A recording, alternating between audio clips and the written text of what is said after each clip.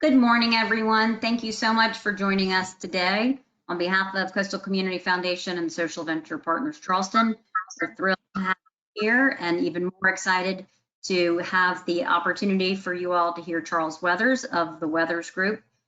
Could not ask for a more engaging presenter in person and virtually. So I think we're all in for a treat today. Don't feel like you have to take copious notes because we will send out a recording of this presentation after. Please ask Charles questions through the chat function or in the question box, and let us know if you have any technical difficulties along the way. And with that, Charles, I'm going to turn it over to you. Thank you so much, Laura. Good morning, everyone. It is so good to be here with you today. I'm excited about the conversation. Today, we're going to be talking about governance as a theme overall. However, we're going to go a little bit deeper into governance. We're really going to be talking about strategies for engaging and leveraging your board virtually. Before we get into the meat of today's conversation, let me kind of give you an overview and some of my perspective that I think is important as I share this with you. Number one, when I do a session like this, I always tell people, take the best and leave the rest. And what I mean by that is simply this. Some of the things you hear might be a reminder or refresher for you. Some of the things you might say, Charles, I got that. I'm good with that. And that's okay. There might be something new that you've not heard about or something new to consider. What may not be for you may be for someone else. So take what's for you and leave the rest for somebody else, number one. Number two, the mandate today is not to agree with everything that I say. I'm not here to convince you to agree with me. I'm going to just be sharing some best practices, some trends, and some things that I am noticing in the work that I've been doing over the years that I think can help inform you and help you better engage and leverage your board virtually. So again, take what works for you. You don't have to agree with everything, but you might find something that you can walk away with and make it actionable to help your board improve their performance going forward. Fair enough? So we're going to jump right in. I've got a few slides I'm going to walk through with you to give you an overview, and then I want to open it up for a Q&A. You can put the questions in the chat box, or I believe you can take yourself off mute maybe at some point and just ask the question, because I want to make sure I meet any specific needs you have while you have me on the line for the next hour or so. So let's jump right in. Strategies for engaging and leveraging your board. Before we get into the strategies, I want to talk about governance, because governance is a topic that always seems to be at the center of conversation whenever people talk about nonprofits. And governance can get a bad name in some spaces, and in some spaces it doesn't. But I want to give you kind of my framework of governance. Again, not the only one, there are many out there, but just lay the foundation. When we talk about governance, here's a definition I want you to consider. Organizational control by group leadership, usually on the behalf of others, that ensures an organization achieves what it should achieve while avoiding those behaviors and situations that should be avoided. Governance. Now, this is a definition that a lot of people consider and a lot of people use. Now, I'm in a frame of mind right now where I'm looking at everything and asking myself, can we reframe it? Can we reimagine it? Can we do it a little bit better? So if you like this definition, use it. If you don't, use it to create one that works for you and your board. Before you can even talk about engaging your board, I think you and your board have to come to an agreement on what governance means, what governance is. A lot of people have a different governance philosophy. And one reason that I've seen people struggle with engaging their board is the ED had one philosophy of what governance was. The board had a different philosophy of what governance was. Sometimes even within the board, different board members have different philosophies or different paradigms or different concepts of what governance is. And when that confusion is there, it's really hard to have engagement because people don't know what engagement means, because it's informed by the philosophy and the role of the board. So I'm gonna give you an example. I'm gonna walk through some of these key terms, this definition that I think are important. And as I do this, think about how this aligns with you and your board.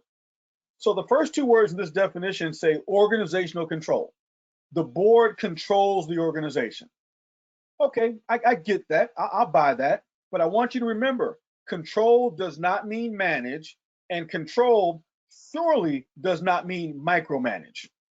Control is about oversight and stewardship. And there's a key word there. If you're taking notes, write that word down. Stewardship. Remember that the board is holding the organization in trust on behalf of the public. So it's about good stewardship, control. And there are mechanisms in place to help the board control the organization. What are some of those mechanisms or tools or systems? Bylaws are control documents. That's one way that the board controls the organization. Every time the board adopts and sets and approves a policy, policies are control documents. That's a way of controlling the organization. The budget, every time the board adopts and approves the budget is a control document. The strategic plan, when the strategic plan is developed and approved and adopted, again, that is a control document. The executive director, the board hires, supports, and evaluates the ED or the CEO. That's a point of control. So you see, those systems are in place already. So none of those are micromanaging. None of those are getting into the day-to-day operations if that's the role of your board. But understand, when we say control, we're not talking about coming in and checking on who went to lunch at what time and who got back, or how many vacation days an employee has, or what color the new room is going to be in the break room wall. That's not board's role. But at a governance level, these systems and structures are in place to help the board control. Now, why is it important for you to know that?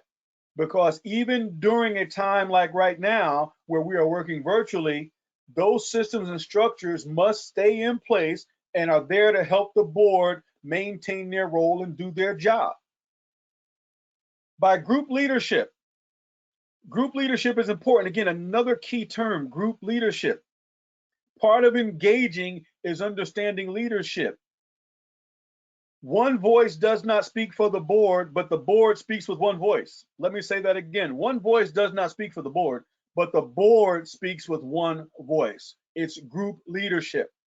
And I promise you, I've seen this over the years, and I'll share some of the stories and case studies that I've had to work with directly. Of course, I'll change the names to protect the innocent, so to speak. But when you get a board where one person controls that board, you will have an engagement issue. You will have an engagement problem. And so part of engagement is the whole board understanding their ownership in the board and what the board does. So it's group leadership, not individual leadership. By the way, I'll give you another example of the group dynamic that causes disengaged boards is when you have a really large board, but a smaller executive committee, and all the decisions are made at the executive committee level. All the major conversations are hashed out at the executive committee level. And then that executive committee brings all that back to the full board just to say, hey, you might want to know, we did this. Thank you very much. Well, guess what's going to happen to the larger board? They're going to get disengaged because they're going to say, it's really not us doing anything. It's that smaller group doing everything. And we're kind of just blessing it and endorsing it. That will not contribute to high engagement. So make sure that your whole board understands they lead as a group, as a body, and the power is in the full body. You set that tone and that culture, and you're more likely to have a highly, fully engaged, high-performing board that ensures an organization achieves what it should achieve. One of the reasons that boards are fully engaged is they know what they're engaged for. They know the end result. They know where we're going. Just imagine this. Get all your board members in a room one-on-one and ask your board this. Ask them this individually. As an organization, what should we achieve in the next year? What should we be achieving this fiscal year? What should we be accomplishing in the next 2 to 3 years? And then get their answers and compare their answers. See if you're getting some similarity. See if their answers are diverging or converging. See what's going on with that. Because I'm not saying the board all have to think the same way. No, that's not it. But there should be some commonality, some common purpose, some common goal, some common outcome that everybody is striving to get to. And so we want to be achieving something that's in concert with each other to get there. If you have 12 board members and have 12 different ideas of what you should be achieving, that's going to be an engagement nightmare for the board and the executive director and the staff. And my experience has shown me in cases like that, nothing gets done. We just stall and we stay stuck. And finally, while avoiding those behaviors and situations that should be avoided, Great governance recognizes that during our watch, there's certain things we're going to do all we can that make sure this is not going to happen on our watch. Financial malfeasance, being sued, bad press, and things of that nature. And so what do we do as a board, as a body? We're engaged to make sure we do all we can to protect the organization. If you're taking notes, write that word down. We don't use that word enough when we talk about boards and engagement. In my opinion, one of the board's primary roles or areas of focus is to protect the organization. And again, in protecting the organization within our framing of governance, how do we individually and collectively protect that organization? That's what we do. So I'm gonna pause there for a second because I'm seeing a question pop up. It says, what happens when the board and the ED don't have the same expectations and goals? Nothing. Nothing happens. And what happens is you have this state of perpetual conflict, or you have a state where it's low trust and people do just enough on the surface to say, as an example, I know an ED who had a situation where they had one expectation and goal and the board had another. It didn't last very long. In this one particular case, the ED left their job. They said, Charles, I can't keep doing this because my board wants A, but my staff and I and our constituency know we need B. But the board in this case, unfortunately, had a hidden agenda and some ulterior motives, and it didn't work out well for anybody. I've seen cases like this, and if you've not seen this, you'll see more of this.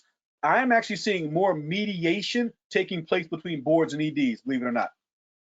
Boards and EDs are hiring mediators, not consultants, but a mediator to come in and help them come together on one accord and to find out how they can work better together. I'm seeing more and more of that. It doesn't mean one is right or one is wrong. It usually just means people don't understand their full roles and responsibilities. Last point I'll make about that question about the board and ED not having the same expectations and goals. What I found is often they do have the same expectations and goals, but they have a different path to get there. So the more common thing is the board and ED both say we want to get there, but the ED is not doing it the way the board wants them to, or the board is not operating the way the ED wants them to. So it's not a matter of what we're getting to or where we're going, but how we're getting there. And that can be a challenge. And hopefully I'll share some things with you to help you work through that. Okay, so that's governance. And again, there are many definitions. You don't have to use that one, but have one. Again, you don't have to use that one, but have one and get your board to buy into it. As a matter of fact, quick side note, here's an exercise you can do with your board. Have all your board members individually write down their own personal paradigm or philosophy or definition of governance. What does governance mean to you? When you hear the word governance, what does that say to you? Make it something simple. Send it to them all. Have them all completed and send it back to you. Compile all the responses and share it with the entire board. Look for the themes and the trends and look for the outliers as well. And then have a conversation around, out of all the input and feedback we got, what seems to resonate with everybody? And you pull that out and you'll find it. In that case, you can find a definition or a framework that works for everyone. Just consider that as an example. Okay, next slide. Remember something about a board. A board is a group. A board is a group. And there is a body of knowledge. There's actually research and science around group dynamics. And I think that we could do a better job in the nonprofit sector of understanding group dynamics. Group dynamics inform the board's culture. Group dynamics shape the board's culture. Group dynamics are often the challenge or the problem. So oftentimes the symptom is we got a problem with our board or we have a problem with board engagement. When really it's, no, this is a group dynamic issue. And even if it wasn't a board, you still have the same issue. So let's talk about group dynamics. So I'm gonna share some things about group dynamics to help you and your board. Back in 1965, there's a social psychologist by the name of Dr. Bruce Tuckman. And some of you are familiar with his work. And he talked about these stages of development: forming, storming, norming, and performing. There's a fifth one, a German, but we're not gonna talk about that one today. And basically what this means is anytime you get a group together, it can be a couple coming together in a relationship and starting a family. It can be building a team, a sports team. It can be a school and a classroom coming together to work together on a project. It can be a community. It can be a state. It can be all types of different things, an organization. When you get a group of people together, you're going to experience different stages. Stage of forming. What do? We transition from individual to member status. I'm solo and now I'm a part of something. We're going to explore the group's boundaries. What works here? What doesn't work here? What are the rules? What are the assumptions and so on? I'm kind of feeling my way around. We test the leader's guidance both formally and informally. Who's in charge? Who's really in charge? How are decisions made? We're kind of just watching and figuring things out, feeling each other out. The next stage is storming. This is a time of uncertainty. I actually start to question, why am I here? Why did I become a part of this group anyway? What convinced me to get on this board? Why are we even here? What do we do? It's a difficult time for a team. Internal collaboration is a challenge during a storm. We know we have to work together, but we don't want to, or we don't make it happen. We get into our silos. We debate about the approach and actions that we need to take, not dialogue, but debate. You know you're in a storm with your board or your team when every decision, especially the minor ones, become a fight. We're arguing over the color of the spring brochure. Should it be red and white or green and blue? It's like, are we really talking about this? But we're storming. Everything is a fight. Low trust seems to be in the air. If we make it through the storm, and that's a big if, because everybody doesn't make it through. Now we start to norm. Clarity and understanding begin to surface. Purpose is solidified. The members begin to reconcile their competing loyalties and interests. They realize, hey, you know, we're kind of on the same team. We really do have the same goal. We really do want to get to the same place. We establish those ground rules and we find our fit. Here's my role. Here's your role. Here's how my role complements yours. Here's how yours complement mine. We don't compete. We work collaboratively together. And then we start performing. Success is clearly defined. People believe. And please don't underestimate that one. Don't just dismiss that as some superficial, shallow thing. When people believe, great things happen. People really believe in the mission. They believe in each other. Confidence abounds. We have confidence in each other. We discover and accepted each other's strengths and weaknesses. We don't hide it anymore. Now I can be vulnerable. I can say I can do that or I can't do that. And we find a way to still work together. And roles, responsibilities, and expectations are clear. Everybody knows what we're doing and we're doing it, and look at us go, performing. Do me a favor, in the chat function right now, if you don't mind. Currently today, I think it's what, the 9th of July, 2020. Is your board, from your perspective, from your opinion, is your board, not your organization, but your board, is your board forming, storming, norming, or performing? Right now today, what category would you put your board in? Just write it in the chat, please.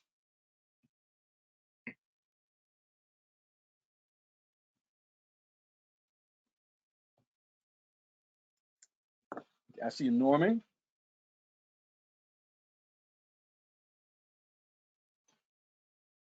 Okay. I see a question here. Presently, there are some boards that have fully developed and others have not. How do we adapt given the virtual environment? In my slides after this, I'm going to answer that question. I'm going to give you some tips on how to adapt in this virtual environment. Fantastic.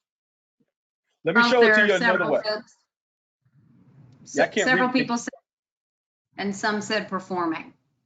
Okay, some said performing. Thank you so much. Okay. Let me show it to you this way, another view of this assessment. You see performance there, that's your vertical axis, and time is running horizontally. Forming, storming, norming, and performing. Forming, storming, norming, and performing. I want you to notice something. I want you to notice what happens to performance during the storm.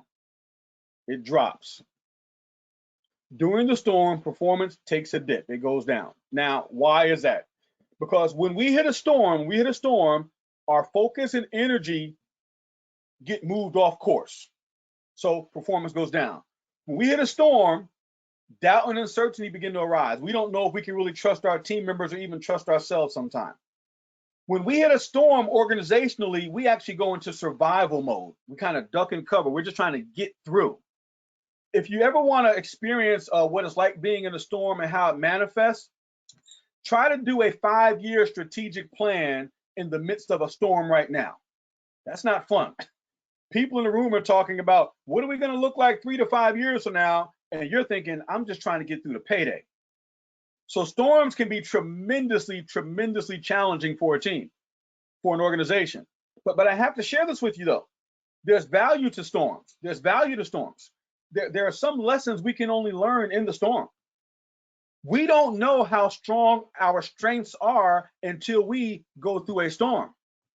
We don't know which board members, which team members, which volunteers, which staff. We don't know who's really rooted and grounded in what we do until we go through a storm. We don't fully understand our capacity until we go through a storm. I'm telling you this because a lot of folks are in the forming stage as an example, and what we tend to do is we see the storm coming and we do all we can to avoid it. We stop. I don't want to go through it. We do all we can to prevent going through that storm. And I got to tell you, one reason some organizations never grow and develop is they see that storm on the horizon and do all they can to avoid it. There are some storms that you have to go through as part of the growth process, as part of the organizational development process. That being said, I do want to warn you about 2 storms in particular. There are 2 storms that will make life miserable for your board and for you. The first storm is what we call the quiet storm. The quiet storm is that storm that we go through and nobody will talk about it. You ever been in that meeting before where there's a conversation that we need to have, but it's one of our undiscussables, elephant in the room, as they say it. We don't talk about it. So we have to recognize that quiet storm can make life miserable. We have to call it out. And the other challenge is when the storm becomes the norm. And that's a situation where the water's never calm, the clouds never part, the sun never shines. We stay in the storm around here. That's usually a board with what I call a culture of conflict. We just stay in conflict. We stay in conflict. No, we have to navigate through that and get through all of that. All that being said, I want you to realize storming is not the most dangerous place to be for your board when it comes to engagement and performance. Performing is the most dangerous place for a board to be. A high-performing board is in the danger zone. Why? Because just like any team, we're good. We're so good, we win awards. We're so good when people say, hey, let's do some board development. We say things like, we got a great board. We don't need development. We're fine. We're doing phenomenal. Our board's phenomenal, and we're good. And we win these awards, and we even put them on the wall in the office. And one day somebody walks in and looks at the award and say, yeah, you're good, but that was 1997. What have you done for us lately? As a board or a team, as a group, I want you to always remember this. The reward for high performance is greater expectations. The reward for high performance is greater expectations. Do more, give me more, we want more. We never stop. And so you and your board can learn a lesson from a little company called Blockbuster Video. Y'all probably heard of them before. I had one of those cards back in the day, and every Friday night I'd get a movie and a pizza and come home and watch it with the kids. I'm old enough where I had the Blockbuster card where they had VHS tapes. Don't laugh at me. We did have those VHS tapes. But somebody put Blockbuster out of business. Who was it? Well, some people will say Netflix did it. And technically, I guess you could say that's true. But the truth is Blockbuster did it. Because Harvard did a great case study that said Blockbuster was performing. They were doing great, doing phenomenal. And they had an opportunity to buy Netflix for $50 million, but they said, no, we don't want it. We don't want it. We don't want it. We're performing. Look how good we are. Well, of course, Blockbuster's filed bankruptcy. They're gone. Netflix is worth about $600 billion. Somebody missed the boat there, so to speak. Somebody missed an opportunity.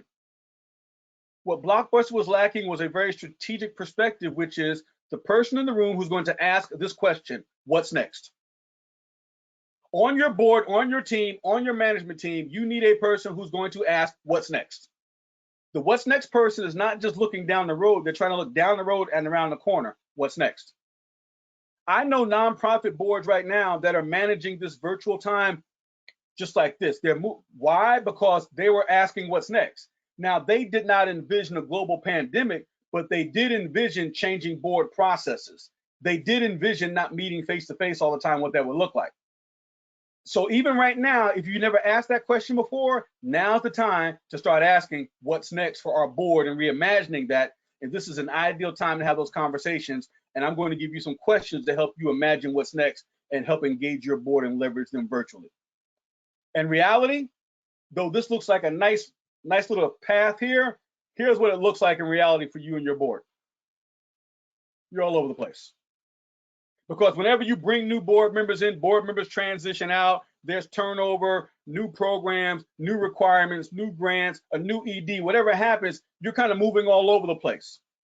So you just must be aware of where you are and what engagement looks like during that time frame. There are a couple of questions here I want to answer that I see. Perfect. Let me pause here.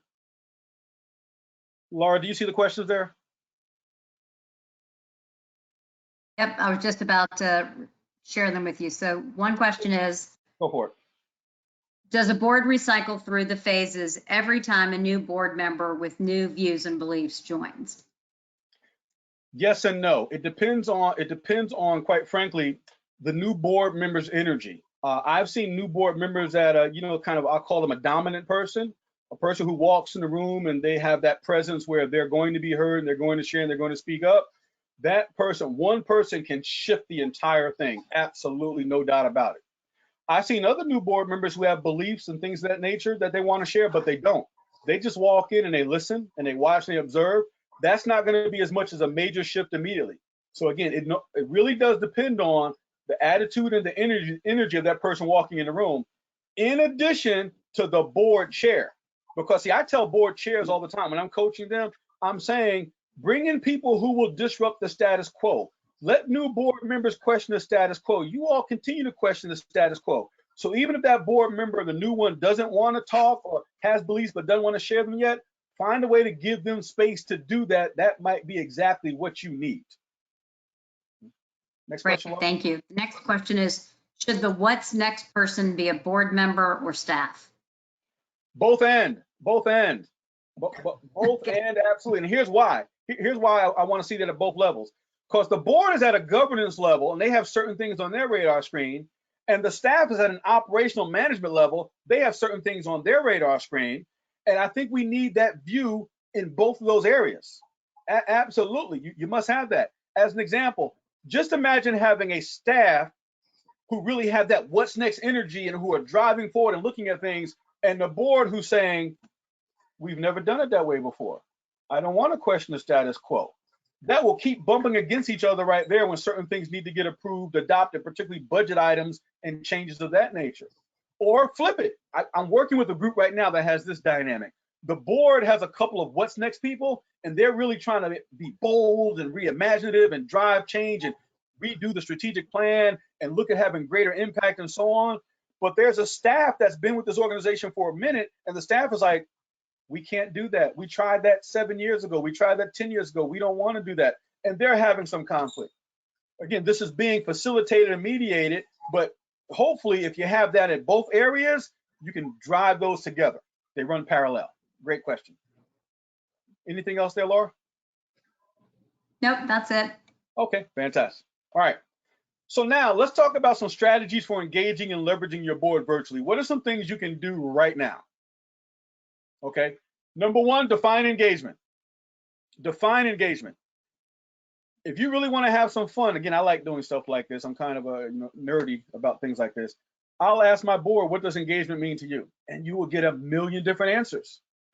For some people, engagement means this. I come to the meetings. We have meetings 6 times a year, and I attend every meeting. I know you know this, but I have to tell you, you can have a board member that attends every meeting, but still not be fully engaged. You can have another board member that attends half the meetings and is more engaged. So we have to, again, in my opinion, this is what I mean about questioning the status quo and reimagining governance. We've got to look back. What does engagement really mean for us right now? So I'll use an example. There's a nonprofit in the upstate of South Carolina, and the CEO of the nonprofit told me years ago when I was doing some work with them and their board, they said, Charles, we changed our bylaws. I said, what did you change in your bylaws? They said, we took the board attendance policy out of the bylaws. I said, you did what? They said, our board attendance policy, we took out of the bylaws. If they can make it, they can make it. If they can't, they can't. I don't even care. I was like, tell me more. Okay, you got me on. Tell me more. The CEO said, here's the deal. They said, I don't need my board in the meeting. This worked for them. They said, I don't need my board in the meeting. And truth is, most of what my board needs to monitor, we send that to them. They look at it, they approve it, and we keep it moving. He said, we actually do have good board attendance, but we don't make it mandatory, which is kind of interesting. They had great board attendance, by the way. I said, well, what do you want from your board? He says, here's what I need from my board. He goes, here's board engagement for me. Number one, responsiveness. He said, all our board members know when they get on this board, we expect you to be responsive. And then they went on to define responsiveness. So as an example, responsive was things like when the CEO calls you, get that person to call back within 24 hours. Be responsive. Because if they're calling you, they need something. Responsive.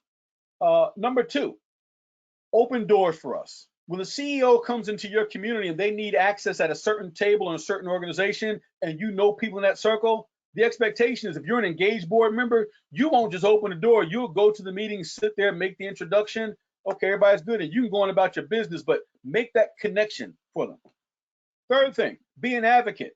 This one particular organization, they said, we need board members every now and then that are going to stand in some pretty uncomfortable spaces and have to fight with us on some pretty uncomfortable issues.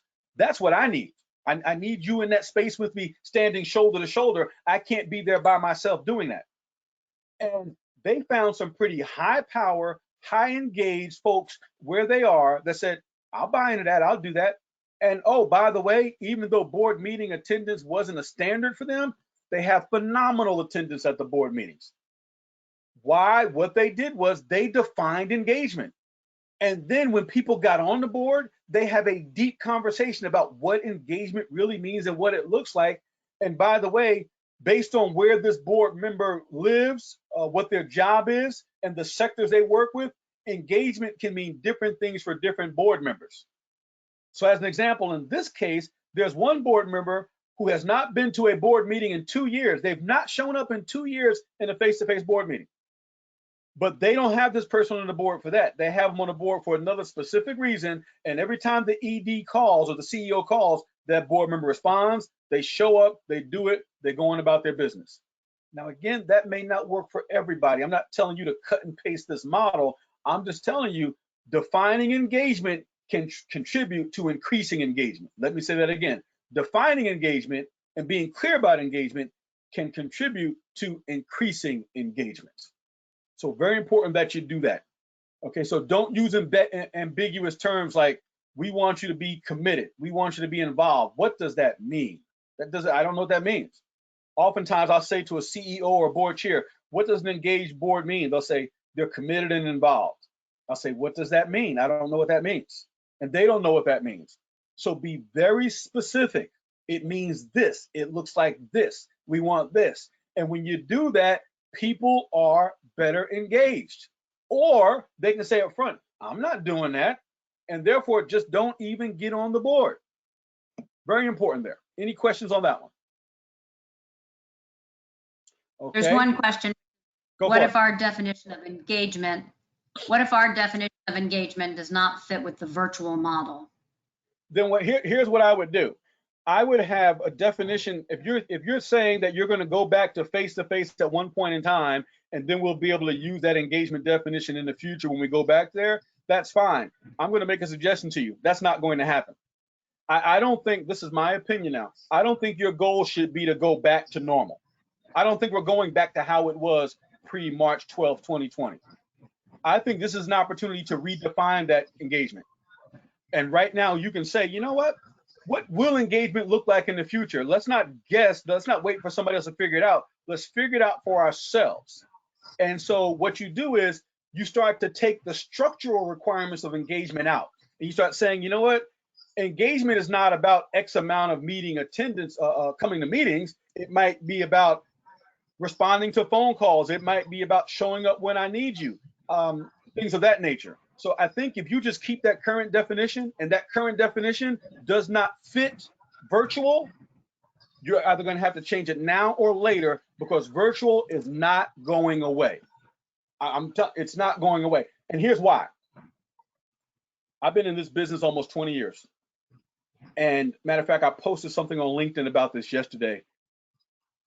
About 5 years or so ago, and I don't know why, about 5 years ago, I started standing before nonprofit boards and I started saying this statement.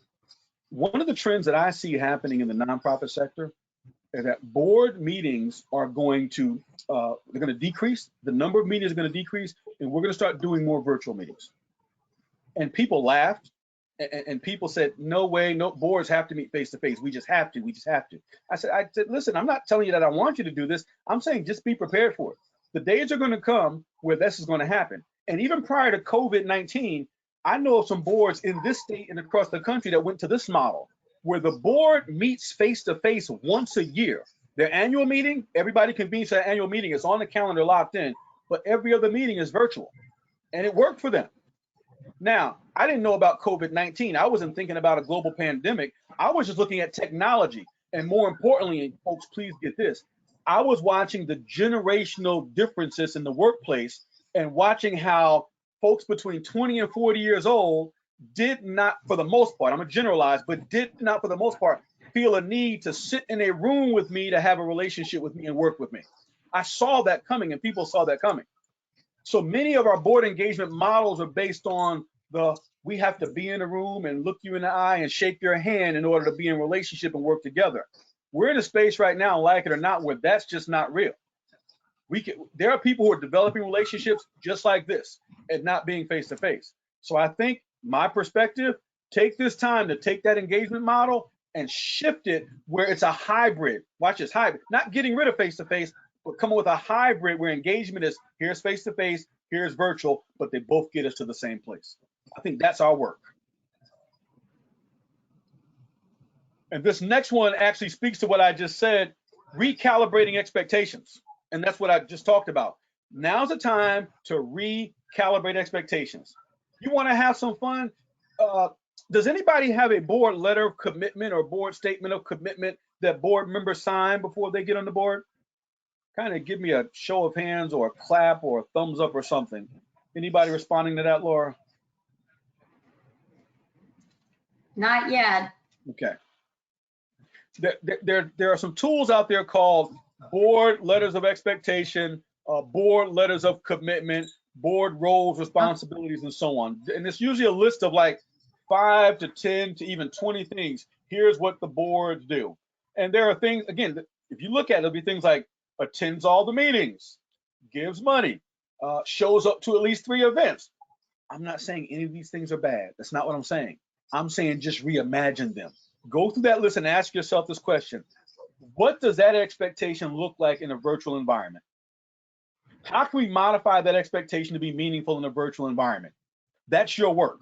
That's your work. And by the way, I'm going to just be real with you. Don't expect your board to do that work. I want you to take some time and kind of go through that list from your perspective and then sit down with your board chair and say, what do you think about this? And go through it with your board chair and then present it to the board. That's going to be part of your role. Consider that. So it's time to recalibrate expectations. And by the way, CEOs in particular, not just for your board, but for yourself. Recalibrate your own expectations. Recalibrate what you expect from your board. Ask yourself, watch this, ask yourself this question. The expectations that I have of my board, do I really need that? Is that really meaningful? Or am I kind of just falling into the status quo? What do I really need from my board during this time? This is a question that we can't have a standard answer to because it's different. What do I really need? And you reset your expectations, and it helps the board to reset their expectations as well. How do we leverage board virtually? Communicate, communicate, communicate. Seems like common sense, but it is not. Please remember this. This is not the time to go silent on your board. This is not the time to go silent on your board. Communication channels must be active right now. Must be active. Remember this. When you don't communicate with an individual or a board or a group, 2 things happen when there's a lack of communication. I mean, a lot of things happen, but these are the 2 I'm going to talk about. 2 things happen. Distance and doubt. When there's a lack of communication, we start to separate some. Not intentional. Nobody did anything wrong. It's just there's distance there. When's the last time you talked to Charles? Man, it's been 3 months. Distance. And then what also happens when there's a lack of communication, doubt starts to surface. I wonder what they're doing over there. I wonder what the board is doing. I wonder what the ED is doing. I wonder what the organization is doing. We start to wonder. And I don't know why this is, but my experience with humans is this. When people start to wonder, we normally wonder wrong. We go to a place, wait, why are you going over there with that? Come on back. Don't assume the worst. Give people the benefit of the doubt.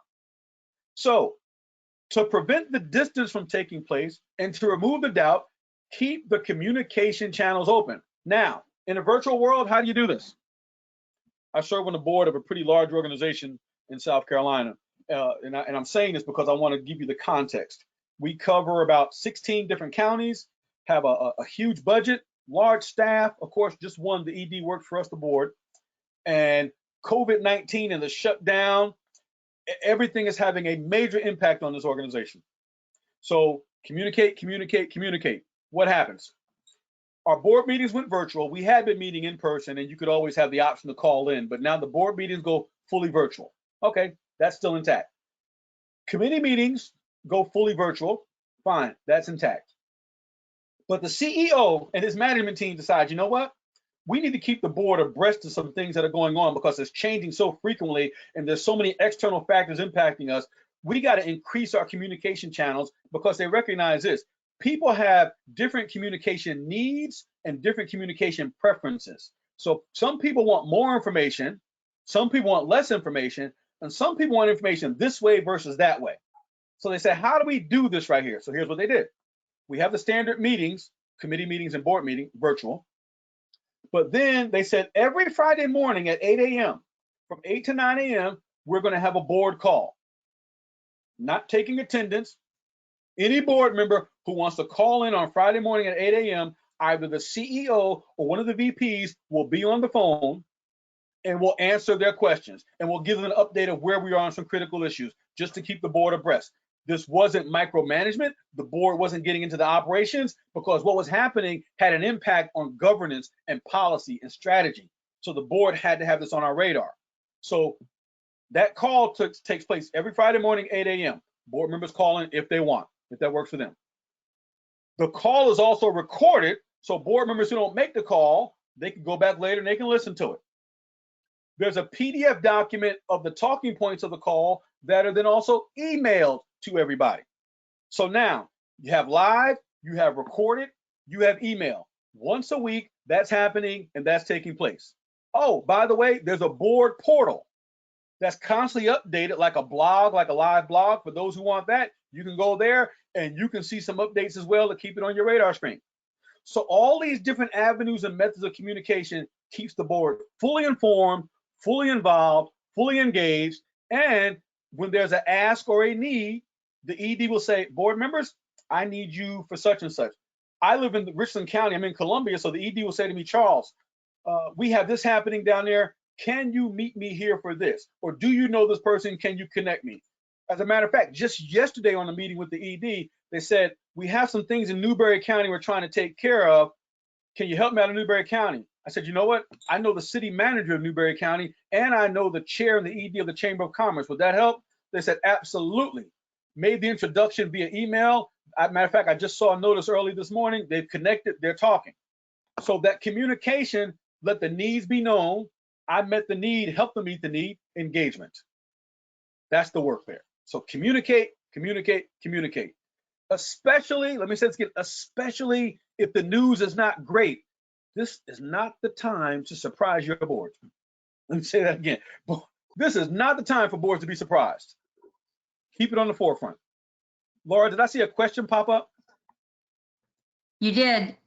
The question is, how many folks here are holding virtual board meetings, and how many meetings have you held since March? Fantastic. Has anybody answered that? Not yet. Not yet. Okay. Let's give them a second to answer. I'll keep Actually, going. there's one. Okay. We recently started a Slack channel for our volunteers who help coordinate a busy week of virtual activities. What might some pros and cons be of using this with a board? The Slack channel, this is the pros and cons? Yep, for using Slack with the board. I think the pro is just to communicate. It's a consistent, clear avenue to get information out and get information in. The con is if you have a board member who is overly passionate and gets caught up in that Slack channel, and you and or your staff can end up responding constantly to what the board member is asking or saying and not doing the work. So if you do the Slack channel with the board, have some clear parameters on, if you put some information out there that need a response, here's the time frame that we'll respond in. If not, you'll find yourself responding constantly, and that will take you off track.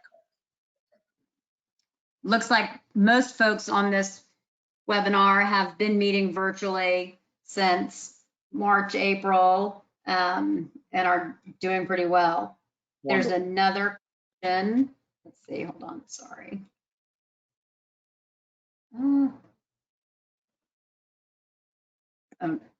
3 meetings, no, not a question, sorry. Okay, all right, no problem. Okay.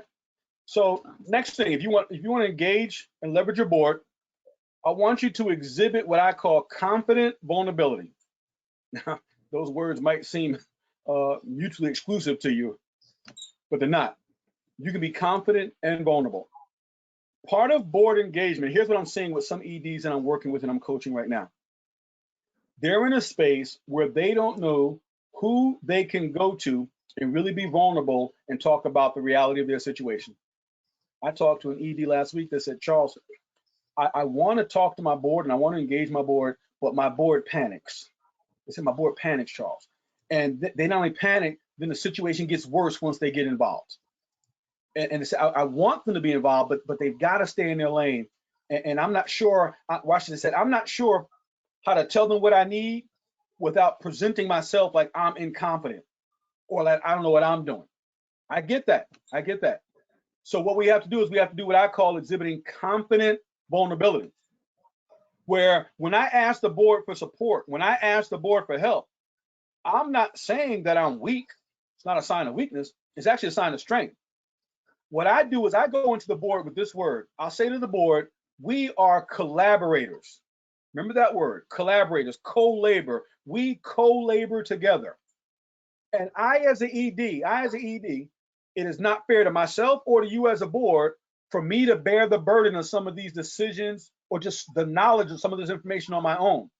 I know an ED that goes to his board and he says this, I don't need you to make the decision. I don't need you to help with the decision. It's my decision. However, as an ED, I just need a space to talk about the decision because I can't talk about it anywhere else. So in this space with you, I trust you all that I can say these things to you without you panicking, without you trying to make the decision, but give me the space to let it out to help process it so I can go get the job done. You want to talk about something that strengthened a relationship? I saw this in real time. The ED and the board, their relationship got so much stronger. The board, they don't try to fix the ED's problem. But this ED, their style, they needed a space to go in and say, you know what? This is a problem. This is not working. I'm trying to navigate this. And even when they know the solution to it, they just needed to say it out loud in a room of competent people who they knew they could trust and keep it right there because they couldn't even say it to their staff. And it worked out beautifully for them. But they didn't go in weak. They didn't go in like, I'm not sure what to do. I'm not sure about this. I'm questioning my own self. No, they went in with confidence. I know what to do. I know I am. And one ED actually said, you know what? I don't know what to do, but I'm going to figure it out. And let me just throw this scenario out at you. Here's a scenario. What am I missing maybe? And the board does that for them. So part of the being confidently vulnerable, do some scenario planning with your board. Some EDs are doing that to engage their board. Again, they're not saying board members come make the decision. What they're saying is, let me be vulnerable for a second. Before I make this decision, before we change direction, board members, here are 3 scenarios. And I think I've covered everything. I think I have. But am I missing anything? What do you see from your perspective? You want to talk about an engaging conversation. I mean, the board members are into it. And again, they leave with, we hope this was helpful to you. Let us know how it goes. The board stays in their lane. The ED stays in their lane. Things get done. But it's all about being confident and vulnerable. Vulnerability is not a weakness. It is a strength. And then the final one, and then we'll open up for any additional questions. And this is a tough one.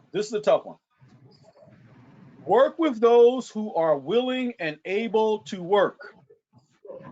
I'm not sure who's on the call this morning, I don't know the dynamics of your particular board, but I'm gonna take a chance. I think there is one thing I know. You do not have the time or energy right now to chase disengaged board members. You don't have it. You do not have the time right now to convince board members to sign into a meeting. You don't have it. You just don't. You just don't. You don't have the time right now to make the organization a priority for board members. You just don't. And that's okay. Watch this. This is a great time to refresh your board. This is a great time if you need to. This is a great time to rebuild the board. If you have board members who they're not able, they don't have the space in their life, they just can't do it right now, it's okay. Give them the space and permission to walk away. I still am amazed in the nonprofit sector how much we get caught up on the numbers. We get caught up on the numbers of how many people on the board and so on. And I have to tell you this right here. I'd rather have 5 board members who are fully immersed in what we do and believe in it and are committed to it than I would 15 or 25 who are kind of lukewarm going through the motions. It doesn't mean the person's good or bad or you're right or wrong. It just means it might not be a good time. If you really want to help assess your board engagement for a person that might not feel too engaged, here's a question. Here's a question you can ask. Do you have the space and time in your life right now for service on this board to be a priority? Do you have it? Do you have the space and time in your life right now for service on this board to be a priority? Is that what you want right now?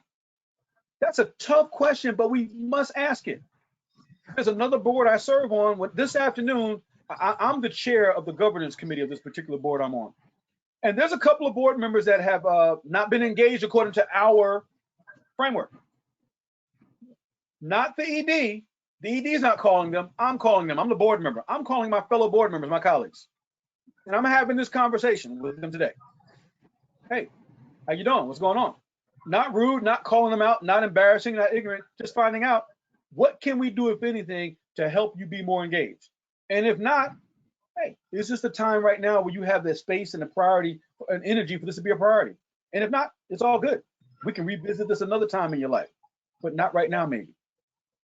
Those are the tough conversations we must have. We must have them. Because one of the things that I see and I try to help EDs and board chairs stop doing, we spend a tremendous amount of energy going after the board members who aren't engaged. And then the ones that are engaged, we don't really leverage and help them do the work. So we're losing on both fronts. So just consider that. Again, I'm not saying get rid of board members and I'm not anti-board member. What I am saying is if I'm going to do the work, I need to work with those who are willing and those who are able and those who have the space, time, and energy for this to be a priority in their life. And if not, let's let people exit gracefully because truthfully, in my opinion, you can do more with less. You can do more with less, in my opinion. Okay, it's 10:53. We have about 7 minutes. Any specific questions, concerns, or opportunities you'd like to discuss? I know you put some out there already, but anything I could go over again, or maybe an additional question about board governance, leadership, anything you like. There's one question, Charles, which is, should virtual board meetings be recorded? I record them, yes, I do. And all my clients record them, and the boards that I serve on, they record them as well. And now remember this, if you're going to record them, your organization probably has a document destruction and retention policy. If you're going to record the board meetings, make sure you and your attorney or whomever does those policies for you puts how you destroy and retain those in that policy. There are a couple of options there, but if you do record them, have a policy, have it in the policy of how you retain them, how you destroy them, and also, most importantly, if and how you share them. It's got to be spoken to in policy. Any other questions?